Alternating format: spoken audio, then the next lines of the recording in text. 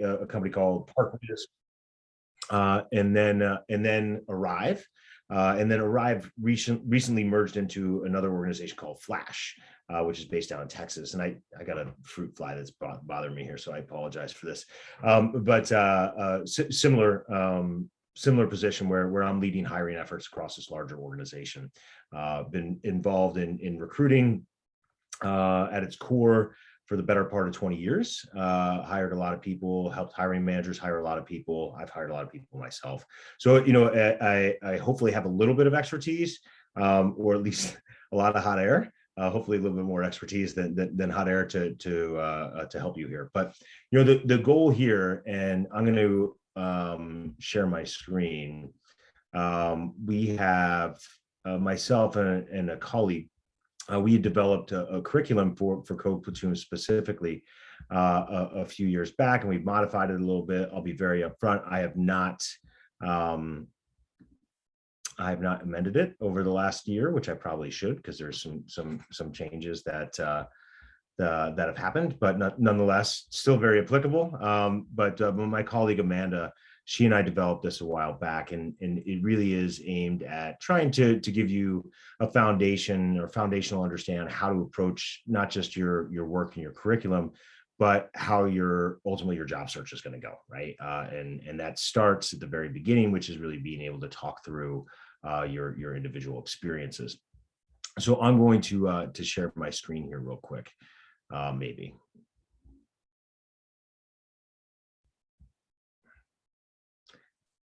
All right, pardon me. Okay. All right, so everybody can see that now, right? Which is good. That's awesome. I'm going to expand it so it's a little easier for me to see, and you all to see. But building a foundation, right? Career planning for your code. There's three different aspects or three core components to the curriculum that we kind of developed over the course of this cohort. This is the first one, right? Which is more telling your story, right? The next one would be more around resume building, and then there are two that are focused on interviews, right? Both the technical interview, where I actually have a good colleague and friend of mine, VP of engineering in our organization, usually steps in to talk about what a hiring manager is actually going to be looking for and how they're going to be assessing it through their interview. And then as well, behavioral interviews, which are always a lot of fun, right? But that's really what we can start preparing for now, right? Is that behavioral interview and understanding a little bit more about your story and how that plays into basically all the remaining components. But does this sound cool? Does it sound all right? Can I go ahead and get started? I'm going to get started. If you have any questions, please raise your hand, or you don't have to raise your hand, interject, right? Feel free to offer any comments, criticisms, complaints as we go along. I'd like for this to be not just me shouting at a screen, but if there are any questions, let me know. So where we like to start typically is talking about GitHub and why it's important. I'm sure everybody here, a few weeks in, there's an introduction to GitHub already. People do know about it, right? But why is it important, right? Like, why is it important to actually have a GitHub profile? These points are absolutely accurate, right? Like, I know as a hiring manager, my hiring managers and myself included, I'm always going to go to an engineer's GitHub profile, assuming they have it on their webpage or their LinkedIn page, right? To kind of understand what they're doing, right? Like, I'm not an engineer myself. I can look at some things and certainly understand what the hell is going on. But what I'm really looking for more than anything else is an interest in what they're doing, right? And GitHub in particular allows us to do that. Like, how many commits are there? Are there commitments or contributions to specific repositories, right? Like, that's what I'm looking for is somebody that in their spare time or even in their work time, right, is contributing and looking to learn, right? And that's what GitHub allows you to do. It's a public way to kind of show a passion and commitment to your new passion, to your new trajectory, if you will. So there's a video here that is worthwhile. Some of it's a little cheesy. I play a few videos throughout this and others. Some of them are a little bit cheesy, but I think the overall content is pretty solid. I'm hopeful that we don't have any issues with audio here, but if we do, please let me know. Or I should say, I hope we don't have any issues with my internet connection.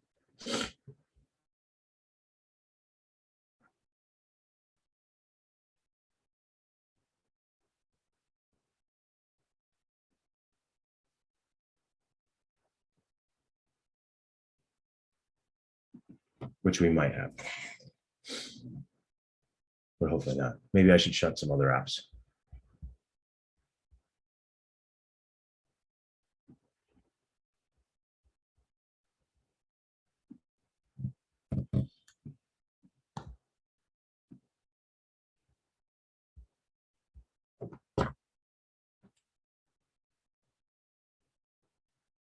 This is a lot of fun, isn't it?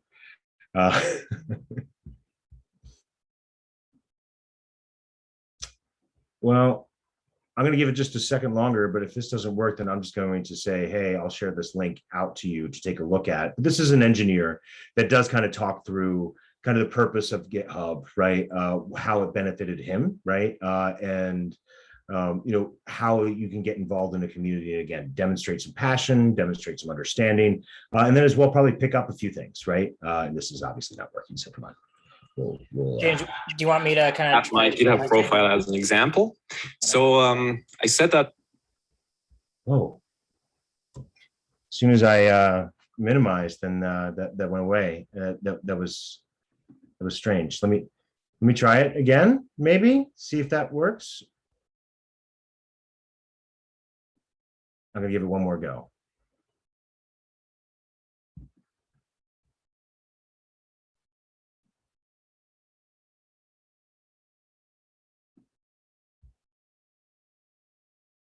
Yeah, I'm gonna move on because that's okay. But it is worthwhile just to kind of get an understanding of one engineer, senior engineer, right, and how it kind of helped them, position themselves out in the community. But this is probably the biggest thing that I like to kind of talk about, and it is telling a story. GitHub does help you do that, right? It is one of many tools that you can use to tell your specific story, your specific journey. It's accessible to the public, specifically within engineering. That's why it's kind of key here. But telling a story is just important in general, right? Like everything that you're going to be doing as you go through this cohort and beyond, you're going to need to tell a story, right? You're going to need to tell what brought you to this point, right? Like how you handle certain situations, right? Like how you were looking to grow, like all those things are storytelling, right? How you put yourself on a resume, right? That marketing component, that is a story, right? And succinct bullet points. All of these things are important as you get ready, right? To get out there. One of the key things in this, right, is finding the appropriate format, right? I'm a big fan of SMART, right? Or STAR, like a lot of people are familiar with the STAR method, right? Where you really kind of talk through on your resume and capabilities, as well as you're telling the story, right? The situation, right? That's where it starts. What exactly was the situation? The tasks. What were the tasks that you had to take on? The actions, right? That you put out, and then results, right? Any story that you put forth, right? In a resume, in an interview, or even as you're preparing for, to talk through any sort of solution that you're going to be doing. These are good ways to look at it.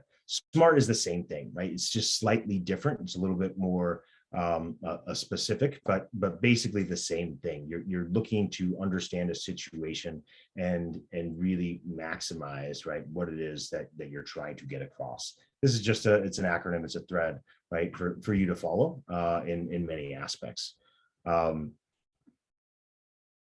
that jives, right? And this just kind of helps to explain a little bit further, right, why it does matter, right? It helps in every aspect of what you're going to be doing in your job search and job preparation, as well as interviews, right? You really help create a strong foundation and frame for any sort of conveyance of information, right?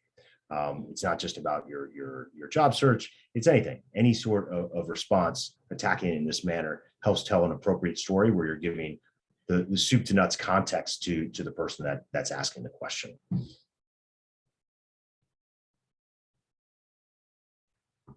Networking, right? Like networking is a pretty big thing, right? As we get out there, does everybody love networking? Like, is this everybody's favorite thing? Networking, everybody loves to go to. Thankfully, in COVID times, right, we have less, right, less opportunities to go out. Yeah, that's fine. I don't care as long as your mom said so. My daughter wants to watch TV. That's we'll let her do that. Okay, that's fine. Thank you. Excuse me, just one moment.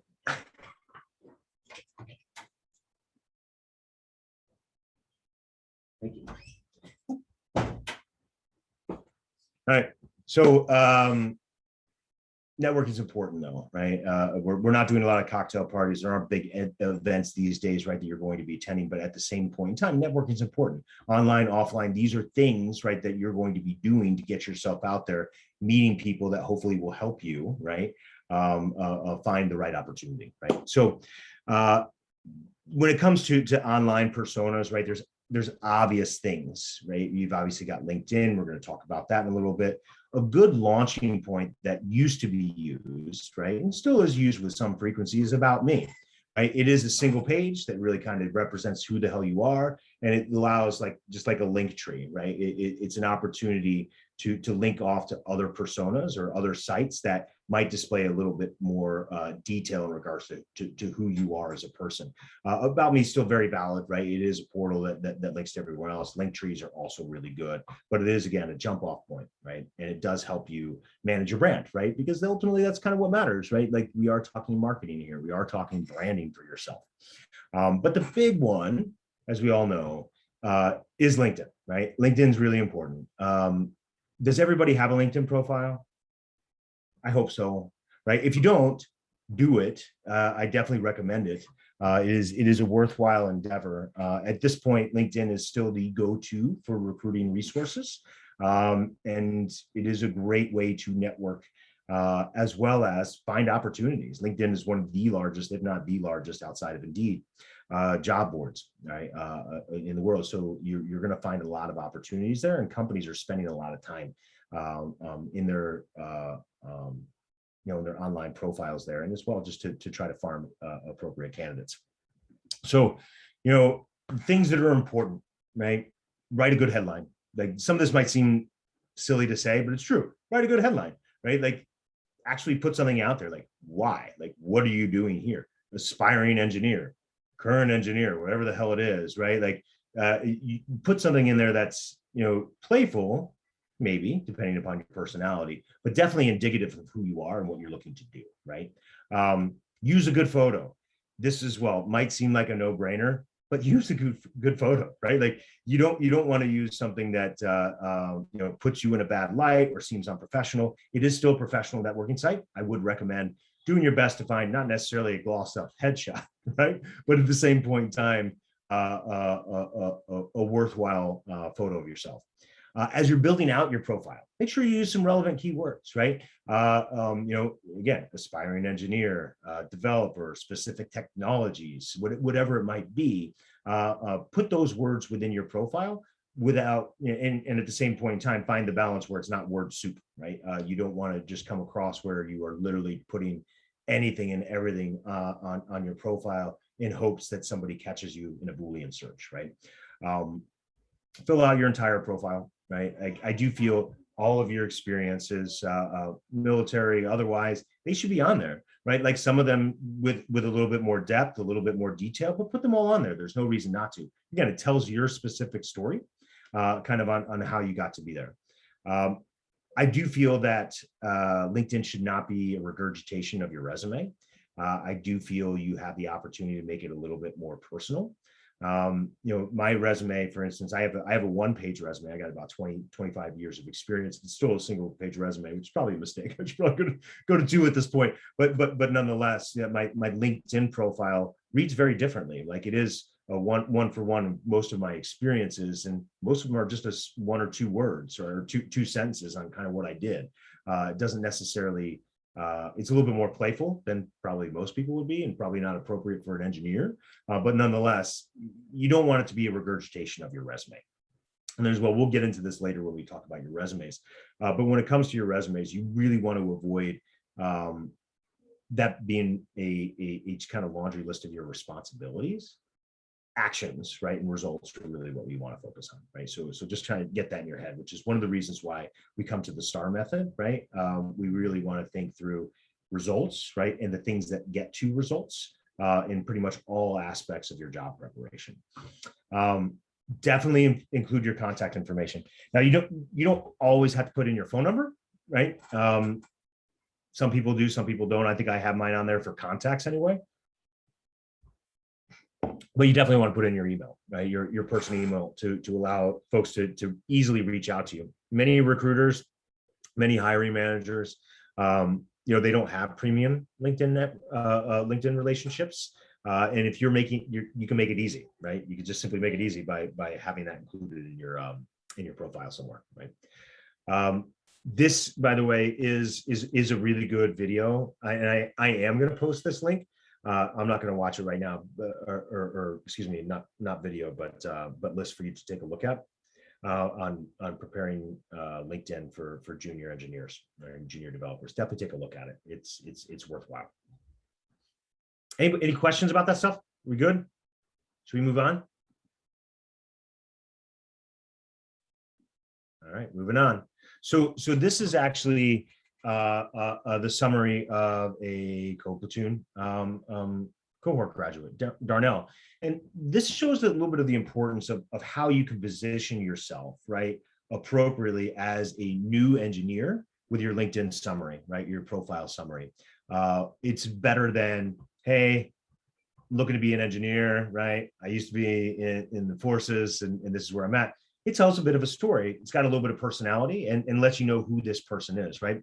I'm going to read through it real quick. I talk pretty quick, so we'll just go through it. But, I'm a 6-year Air Force veteran, turned software engineer. During my time in the Air Force, I was an aerospace propulsion technician, but I began coding during my free time and absolutely fell in love with it. When it came time for me to re-enlist, I decided to get out of the Air Force and pursue a career in software development, right? I spend pretty much every day learning as much as I can, coding and honing my skills, and I'm excited to see how far I can push my skills, how much I can learn, and what cool stuff I can build. That tells a good story, right? And certainly as an engineer, these are traits and attributes that any hiring manager is going to be looking for. There's a passion, right? There's a passion for this newfound career path, right? There's innate curiosity, right? A desire to grow, to learn and grow. These are all attributes that any successful engineer is going to have, right? Even if you are a senior engineer, you're always learning. Shit moves real fast, right? When it comes to technology, right? Like it is paramount for you to always be learning, right? And if you can put that out there as a person that is constantly looking to do that, that's a benefit, right? I had a 20-year software engineer that I had to turn down for a job the other day because she's been in the same spot for 20 years and her skills literally did grow stagnant. She didn't learn new design concepts, right? She wasn't able to effectively discuss new architecture patterns. It's like, I know you're not an idiot, right? Like you've got 20 years of experience, right? And I want to engage, and we did. We interviewed her, but ultimately, didn't have enough capability or demonstrate a desire to stay on top of trends that are going to be necessary as I shouldn't say absolutely necessary. Some companies and some organizations aren't looking to improve or optimize. Most are, right? So being able to display that passion is absolutely paramount. There's another example here from Sean, a little bit more succinct, but basically the same thing.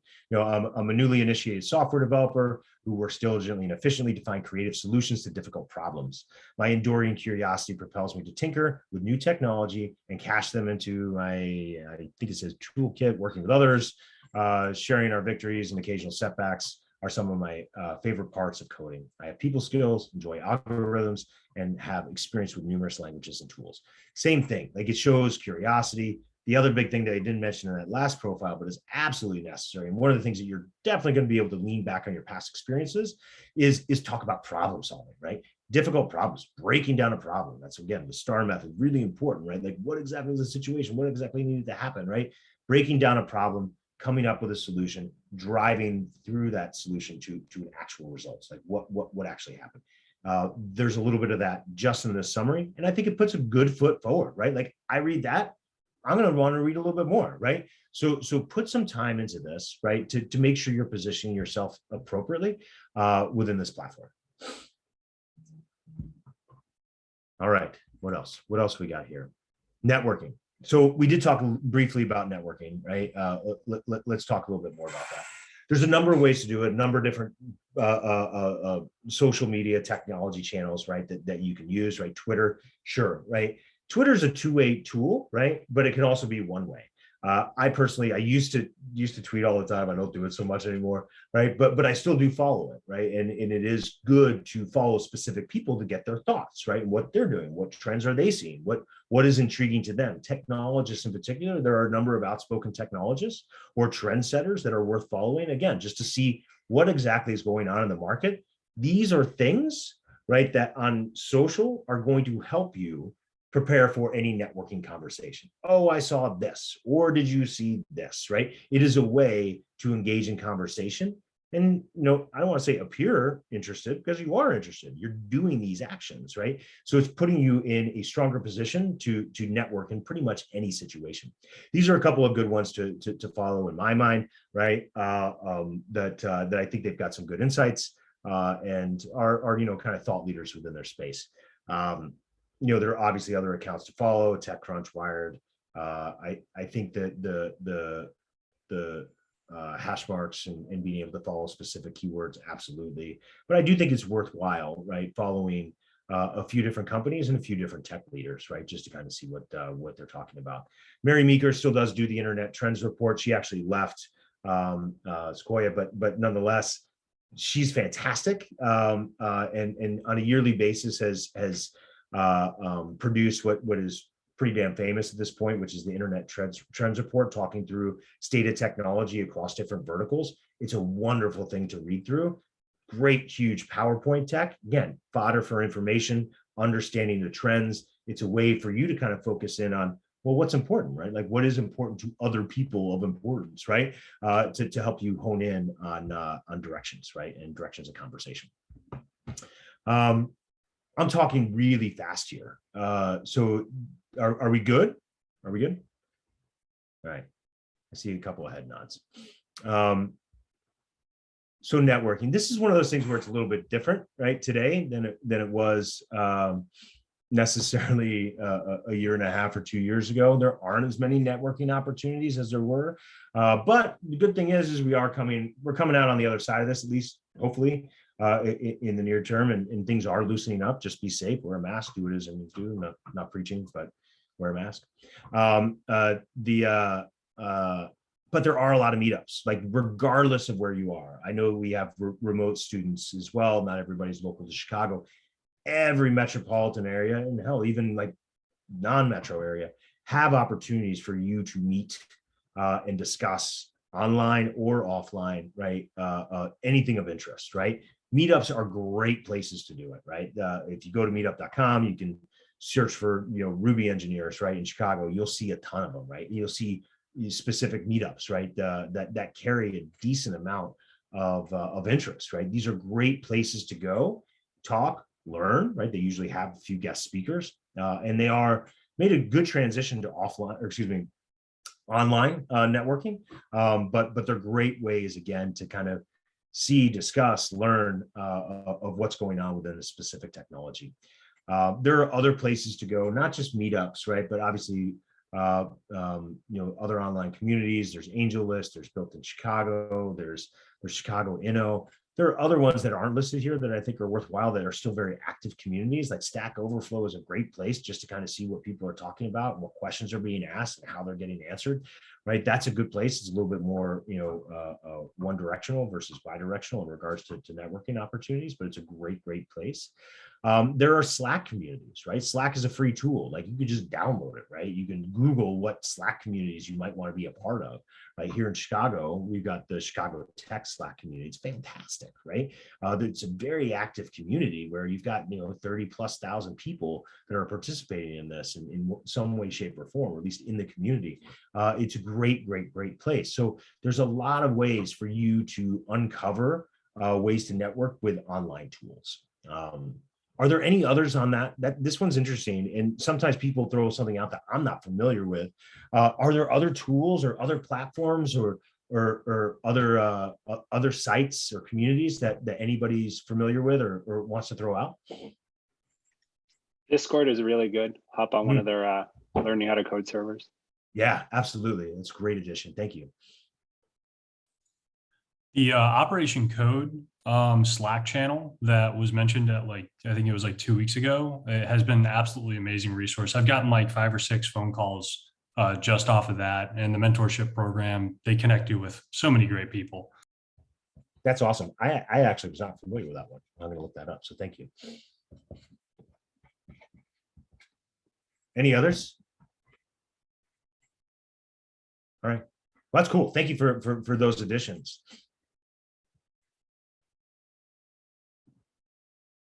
More networking, more networking stuff. Now this is mainly focused on in person, right? There's some things just to kind of guide networking conversations.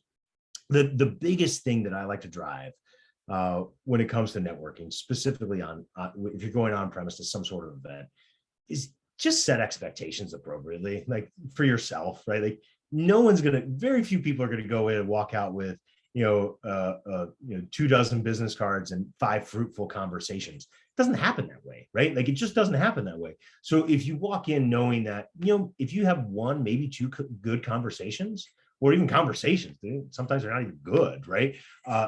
That's a win, right? Like just know that it's hard, right? It's hard, right? But you're going to get through it. You're going to meet some people, hopefully, right? You're going to engage in a few conversations, and at some point, maybe you'll be able to leverage that, right? But it's something that we all have to do. But set the expectations for yourself that it's not necessarily going to land you a job the next day, right? Just know it's worthwhile endeavor, online or offline, but don't expect too much out of it. It takes a little time to bear some fruit, right? Do some research. I definitely agree with this. Certainly when it comes to like meetups or built-in events, like where is it being hosted? Is that a specific office? Who's an officer, engineering leader within that office or that company? Like knowing who's going to be there is a good thing, right? Again, maybe you can research them. Maybe you'll run into a colleague. You can speak to something that they've done, right? I'm not trying to be too goofy or playful here, but people like to have their egos stroked. Like if you happen to run into somebody that is a speaker, right, at one of these engagements, say, I read a quick blurb about this type of solution or what you did for this organization. If they happen to be a speaker, that goes a long way. People like to hear that, and they're more likely to engage in conversation. And when you follow up, which you will follow up anytime you have a conversation that is certainly fruitful, you want to make sure you follow up, right? You send that email. And you also reference the conversation, right? Why you're reaching out, not just because of who they are, but hey, I really enjoyed this specific thing, right? You can reference something from the conversation. Maybe you can add something on. Thank you very much for your time, right?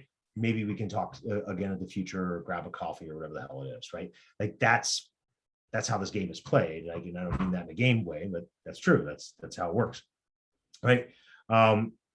It is always nice just to go through a couple of things, right? It doesn't always have to be about the topic at hand, right? If you're going to, a Python meetup, right? You don't have to break in by talking about, hey, do you see this, this new function or whatever, right? It could be, I just stopped off and grabbed this donut. This place is awesome. Have you ever been there? Right. But whatever it is, a way to break into the conversation. It doesn't necessarily have to be in regards to the topic at hand. It makes it a little bit easier sometimes than trying to force open a conversation. When you do introduce yourself to somebody or somebody introduces themselves to you, it is always good to repeat their name back, right? It makes it stick a little bit more in your head. These are kind of no-brainers, but useful tips to remember. And then try to actually listen, right? You don't always have to have a reply, and vice versa for anybody that you're talking to. You don't have to have a reply for every single comment. It is good to try to be an active listener, an empathetic listener to whomever it is that you're working or talking to. Makes them feel a little bit better. Again, makes them feel important. And if it is a valued conversation, then it will make it a little bit more memorable. Get business cards, share yours. If you don't have a business card, get a business card, right? Simple enough. It's going to be, doesn't have to list a company, aspiring engineer, student, real current job, whatever the hell it is you want to do. But you want to make sure that your contact information is readily available to anybody that you talk to, just in case, right? So definitely have some of those. I already talked through following up with an email. Absolutely do it. But the last thing is that I'd mentioned is definitely be kind, right? Be kind to anybody that you're talking to, and try to return favors, right? People should don't go hot into a conversation or an email follow-up and immediately ask for an interview or tips. Thank them for their time. It was great to talk to you. Maybe sometime down the road we can talk. If you ever need anything from me, try to make it reciprocal versus one-sided. That as well carries a little bit of weight in any conversation that you're going to have, right? Not just a networking conversation. Again, some of those might seem pretty standard, but just some good reminders in regards to approaching networking conversations. And then that's all I got for you today. That's it. That was pretty straightforward. This first session is a little shorter as we get into discussions around interview prep, right, and resume building. That takes a little bit more detail, right? But does anybody have any questions about anything that they saw here, anything that's missing, or you feel that you would have liked to have seen? Anything? I don't know. Hey, I have James. I'm sorry, someone else was talking. Go ahead. Hey, so just wondering on, I know a lot of people here are trying to transition completely into a new career field. And I was wondering, do you have any common mistakes that we tend to make that we can kind of get ahead of before we start making those mistakes on LinkedIn or as we reach out? Yeah, absolutely. Don't pretend you know something you don't. That's probably the biggest thing that I would put out there, right? Like, you are entering into a new field. You don't know everything, right? Don't list everything on your resume or your profile pretending that you know it. That's going to get sussed out real quick, right? And it's going to be a turnoff if you say you are an expert or you demonstrate proficiency with a specific technology, and then it's clear that you don't, right? So I think it's okay to admit what you know, as well as admit what you don't know, right? There's no reason to pretend that you're an expert, because you're not, right? You're looking to get to proficiency and expertise in things, absolutely. But I think that is always something that I would say to anybody changing any career, right, engineering or otherwise. Don't pretend to know more than you do, because that will catch up with you really quickly in an interview. Be who you are, right? Aspire for more, right? But don't pretend to be more than you are. That's my number one, right, to that question. I'm sure there's probably more, but that's the one that immediately jumps to mind.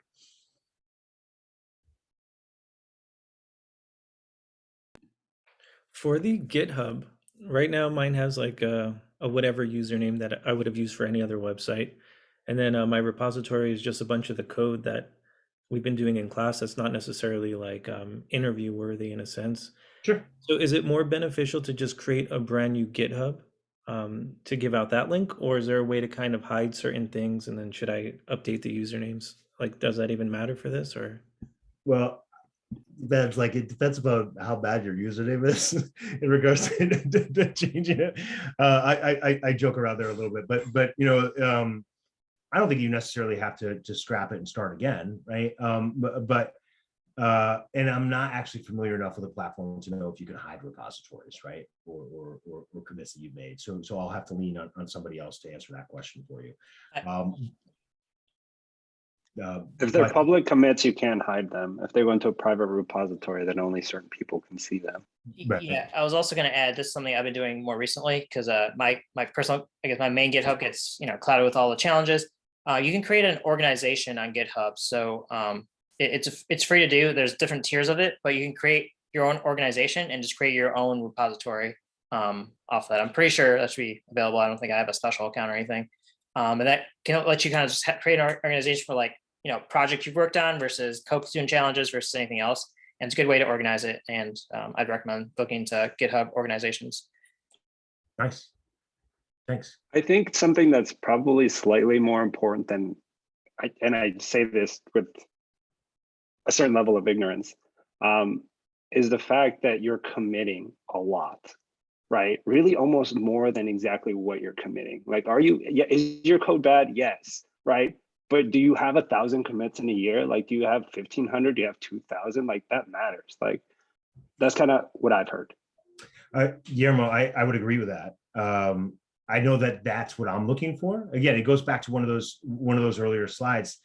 That's one of the benefits of that open source profile, right? Is again to show your passion, to show your interest, to show you're committed, right? Not just making commits, right? But you're committed, right, to this, to moving towards being a software engineer. So I would absolutely agree that it is worthwhile to put the commits out there for sure.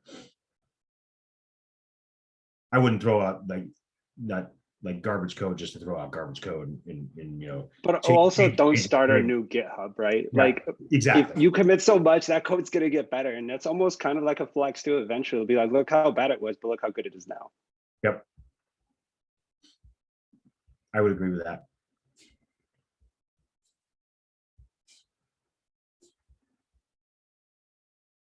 What else?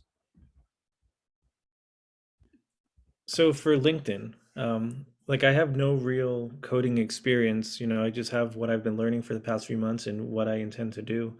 And I was advised to kind of just almost make it more of like a manifestation page at this point, kind of like what I am going to do and start selling myself and proving myself as a developer.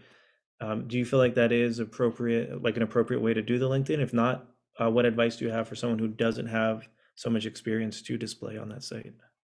I think it's worthwhile to talk through your story, right? Like it doesn't have to have like, if you've been 30 years doing something else or 30 years random doing something, right? Yeah, you'll want to gloss over a little bit of that. But I think, just like a resume, just like anything, there's a story, right, to get you where you are today. You're not a senior engineer. You're not going to pretend to be that person, right? But there are things, right, that got you to be where you are today that I don't think that should be fully glossed over.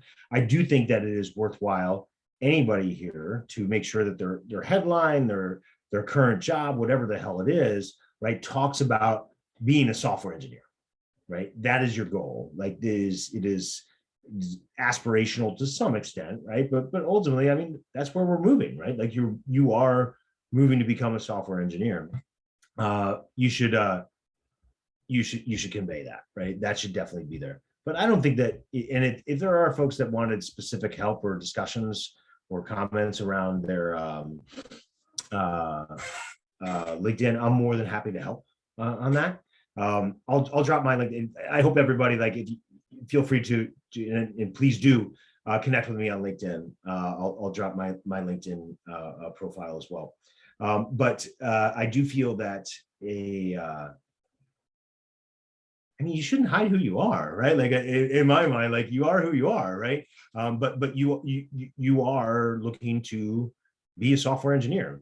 That's who you are now, right? But there are other things that led up to that. So what I guess I'm trying to say is you should convey yourself as a software engineer or aspiring software engineer, but you should not totally gloss over or negate the things that got you to today. That's my take.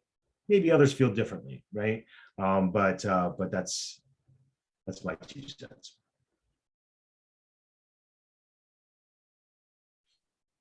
All right, do we have any other questions for James, or shall we let everyone get to their evenings? But yeah, as James said, he's available on Slack. James, just if you could kind of tease us a little, do you know what the next session is going to be on? Is that resume writing? I will tell you in a moment. Yeah, so I think our next section is going to be about a month from now, but just to kind of have you guys looking forward to something. Sorry to put you on the spot, but that's okay. all right. I should have known, right? We can be left in mystery. But again, we do appreciate your time, James. So thank you as always. Absolutely. Am I in the current Slack channel? I can't recall. Do I need to get invited to it? I'll add you to it if you're not. After, yeah, sorry, we forgot to include you there.